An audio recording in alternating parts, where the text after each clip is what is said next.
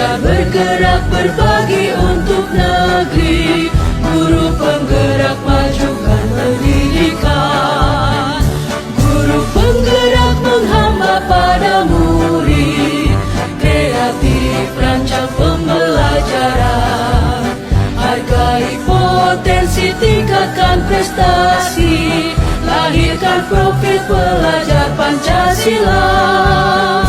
Belajar bergerak berbagi untuk negeri, kita menjalin kolaborasi. Belajar bergerak berbagi untuk negeri, demi bakti pada Ibu Pertiwi.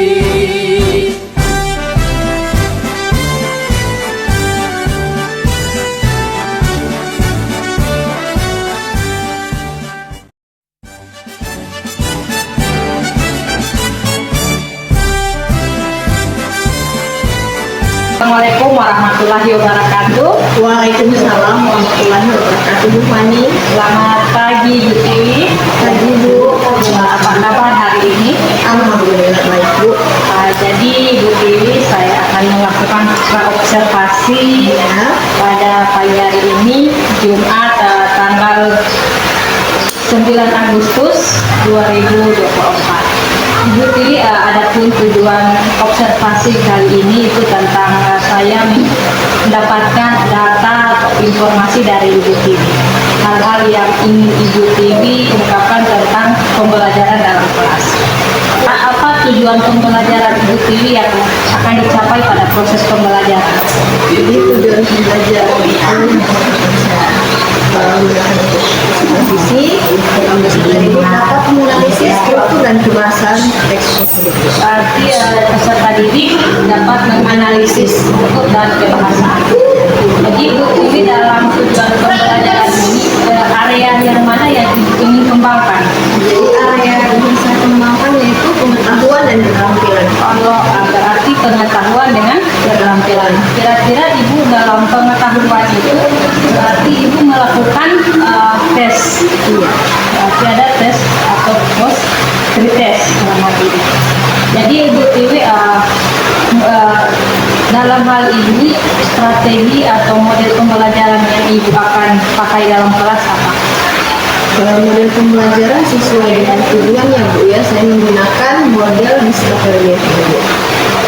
Nah, kemudian medianya LCD, laptop, dan ada bahan ajar lainnya. Berarti Ibu melakukan itu dengan model pembelajaran discovery, terus menggunakan media pembelajaran ada LCD pastinya, terus bahan-bahan ajar yang mungkin yang ingin memotivasi peserta didik.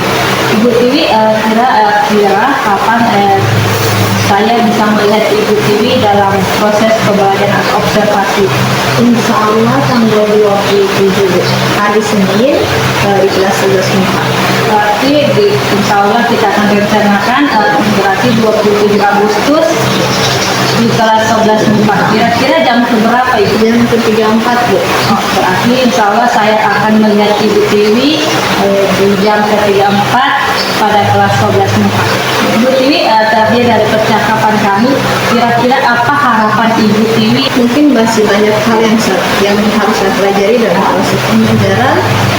Mungkin setelah supervisi ada yang harus saya kembangkan. Dan metode apa yang bisa saya gunakan. Berarti ada umpan balik ya antara saya dengan Ibu Tiwi. Terima kasih Ibu Tiwi atas kerjasamanya dalam meluangkan waktu hari ini. Terima kasih Ibu Tiwi. Assalamualaikum warahmatullahi wabarakatuh.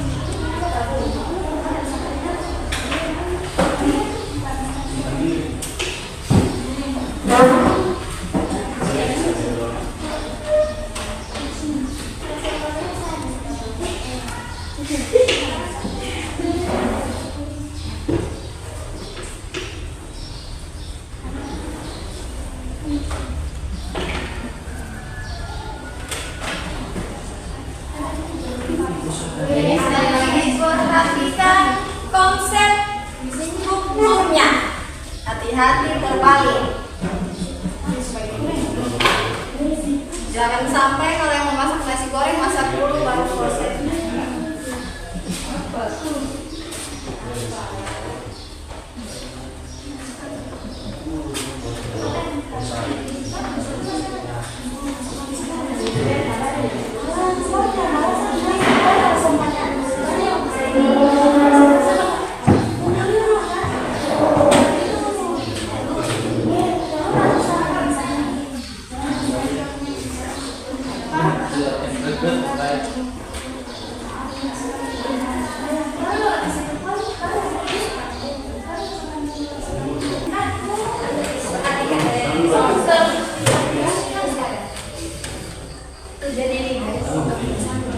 Ibu di atas ibu.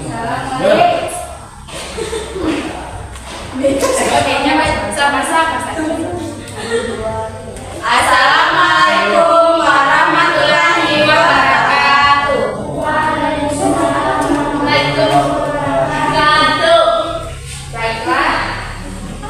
Baiklah, kalian kelompok 1 akan mempresentasikan hasil diskusi kami, yaitu materi tentang seks prosedur. Sebelumnya, perkenalkan dulu saya Nurhaliza Alio sebagai moderator.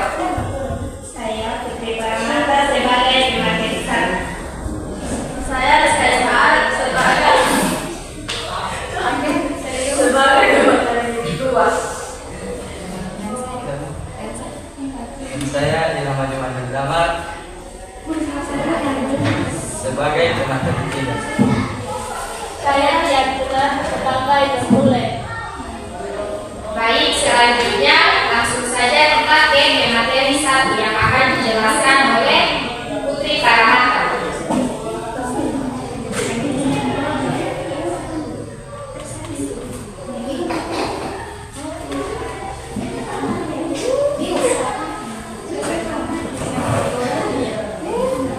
Jadi satu orang pegang yang satu yang menjelaskan. Dibalik. Di sini ada nama film anggota itu.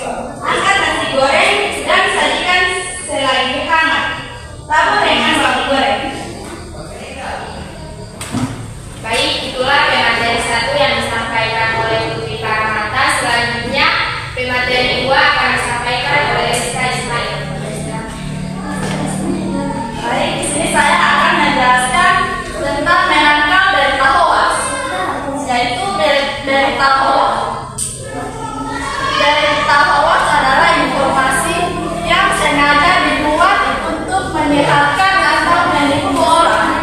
Biasanya berita hoax disajikan dalam bentuk berita atau artikel yang terlihat seolah-olah valid dan terpercaya. Tetapi sebenarnya berisi informasi palsu, setengah benar atau salah, sepenuhnya langkah-langkah. Yang pertama yaitu cermati judul berita. Berita hoax kali memiliki judul yang sensasional atau berlebihan untuk menarik perhatian. Yang kedua yaitu jangan langsung percaya pada judul, baca seluruh isi berita untuk memahami konteksnya. Langkah kedua yaitu periksa sumber berita. Yang pertama, pastikan berita berasal dari sumber yang terpercaya seperti media yang diakui atau lembaga resmi. Yang kedua, cek apakah sumber tersebut memiliki reputasi baik dan apakah informasi serupa dilaporkan oleh sumber orang lain. Langkah ketiga yaitu periksa tanggal dan konteks. Yang pertama, pastikan berita yang Anda baca relevan dan tidak menggunakan informasi lama atau yang sudah tidak berlaku. Yang kedua, hoax seringkali menggunakan berita lama dan menjadikan sebagai kejadian baru. Langkah keempat yaitu perhatikan gambar atau video. Yang pertama, gambar atau video dalam berita hoax seringkali diedit atau diambil dari konteks yang berbeda. Yang kedua, gunakan pencarian gambar balik,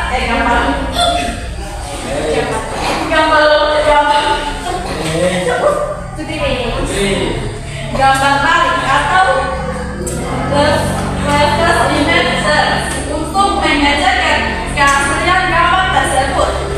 Langkah yang kelima yaitu hati-hati dengan alasan emosional. Yang pertama, hoax seringkali mencoba manipulasi informasi seperti menimbulkan rasa takut atau marah. Yang kedua, jika berita membuat Anda merasa sangat emosional, berhenti sejenak dan tinjau ulang fakta yang ada. Langkah yang keenam yaitu edukasi diri dan orang lain. Yang pertama, terus edukasi diri Anda mengenai cara mengenali hoax. Yang kedua, ajar keluarga dan teman-teman untuk juga berhati-hati dan belajar tentang cara menangkal hoax. Langkah-langkah ketujuh yaitu laporkan dan jangan sebarkan. Yang pertama, jika Anda menemukan berita hoax, laporkan ke platform media sosial atau situs web yang bersangkutan. Yang kedua, jangan menyebarkan berita yang Anda curigai sebagai hoax, bahkan jika Anda benar memperingatkan orang lain, karena ini bisa menyebarkan informasi salah atau lebih lanjut. Langkah ke-8 yaitu verifikasi fakta. Yang pertama, lakukan pencarian informasi lebih lanjut melalui mesin pencari atau situs pengecek fakta seperti cekfakta.com atau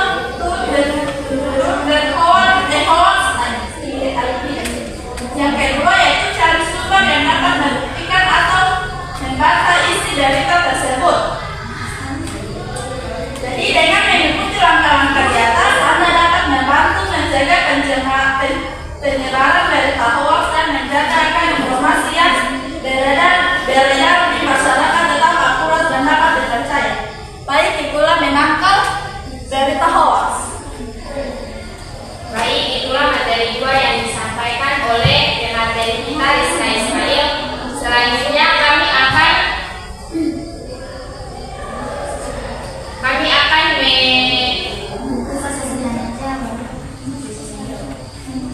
akan membuka sesi tanya jawab.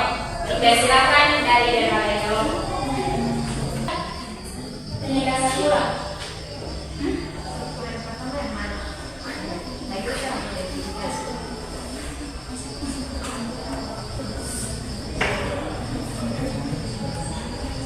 Tujuan yang pertama bersangkutan dengan topik, dan yang kedua langkah yaitu cara membuat nasi goreng. Dan yang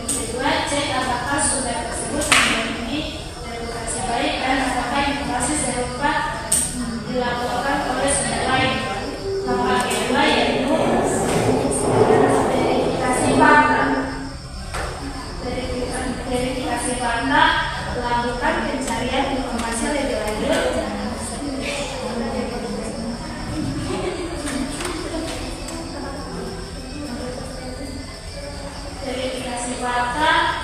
Yang ketiga, hati-hati dengan alasan emosional. Yang keempat, cermati judul berita.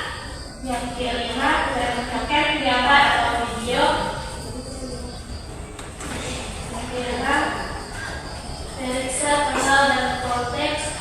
Yang ketujuh, laporkan dan jangan sebarkan. Yang kedelapan, edukasi dari diri dan orang lain. Yang terakhir yaitu penjelasan ulang.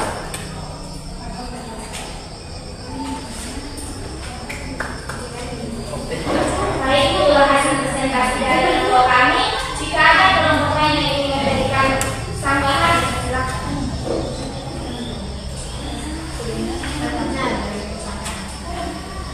Jika ada kelompok lain yang ingin memberikan pertanyaan, silakan.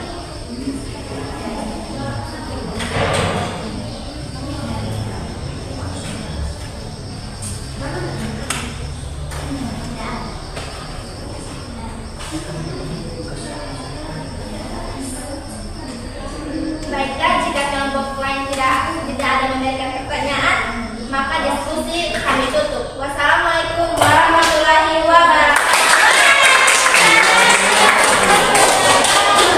Tadi struktur pertama, apa struktur pertama? Tujuan. Jadi dijelaskan dulu apa tujuannya. Kemudian langkah-langkah dan terakhir Oke, kita cross check. Pertama teks yang pertama dulu. Lihat teksnya. Cara memasak nasi goreng. Struktur pertama. Nah, tujuan. Oke, apa? Nasi goreng spesial. Harusnya langkah pertama. Siapkan bumbu. Benar. Langkah kedua. Panaskan minyak. Benar. Lanjut. Tumis bumbu. Benar. Lanjut. Masukkan telur.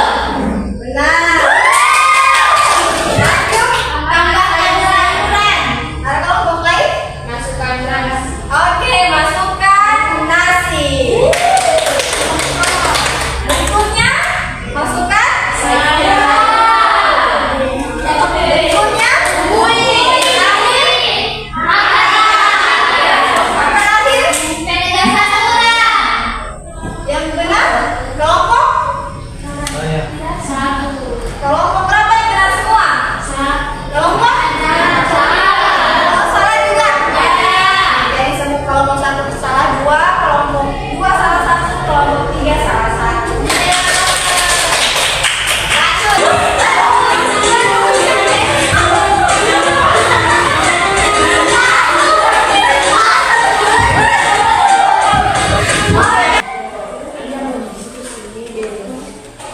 Udah? Jawab? Jangan lupa tulis nama setelah dijawab. Oke, ada yang bisa menyimpulkan kira-kira materi kita hari ini? Silakan. Sarwa.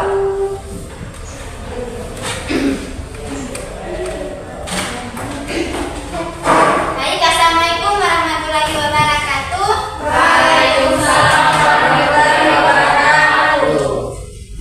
Baik teman-teman, saya akan menyimpulkan materi kita hari ini,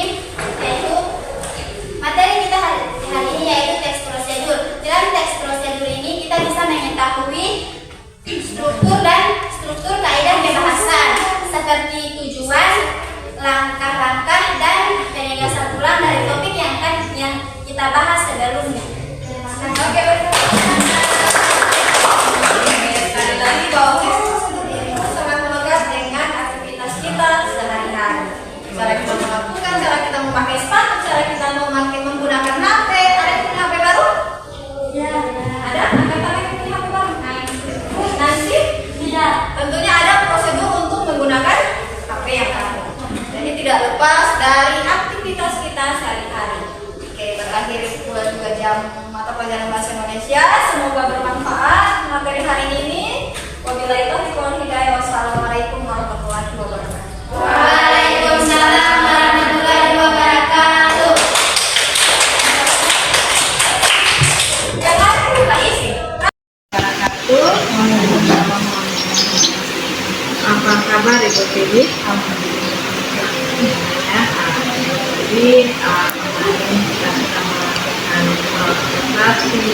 kemudian observasi.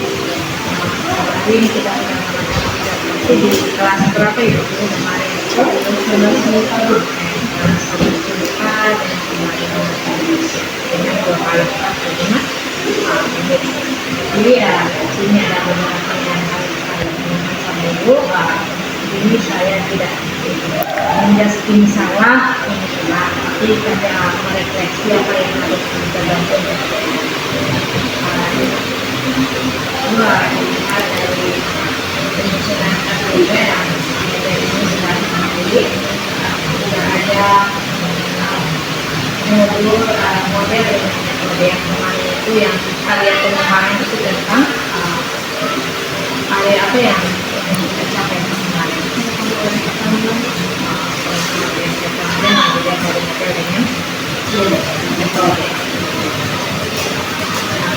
Ini ya saya yang kemarin setelah saya melakukan observasi bagaimana perasaan ini yang saya sudah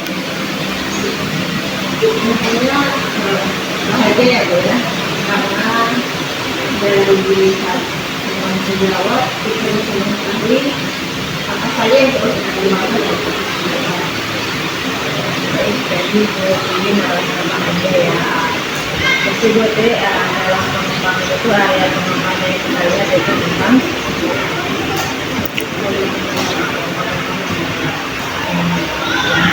itu itu dalam apa yang dilakukan observasi ya, model pembelajaran apa yang dilakukan. Jadi saya juga sudah melihat langkah-langkah dari seperti sudah nampak, kemudian ada tujuan pembelajaran juga kemudian ada beberapa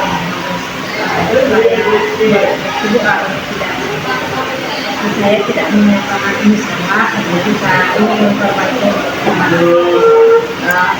tujuan itu yang saya lihat dari alur atau alur dari bagian penutup. Saya melihat bahwa yang pertama itu memberikan proses, kemudian refleksi, kemudian yang terakhir itu kesimpulan. Tipu iin. Jadi saya melihat itu bagian kesimpulannya nanti yang terakhir. Jadi itu ini ibu memberikan kesimpulan dulu yang pertama, kemudian proses, kemudian yang terakhir itu refleksi.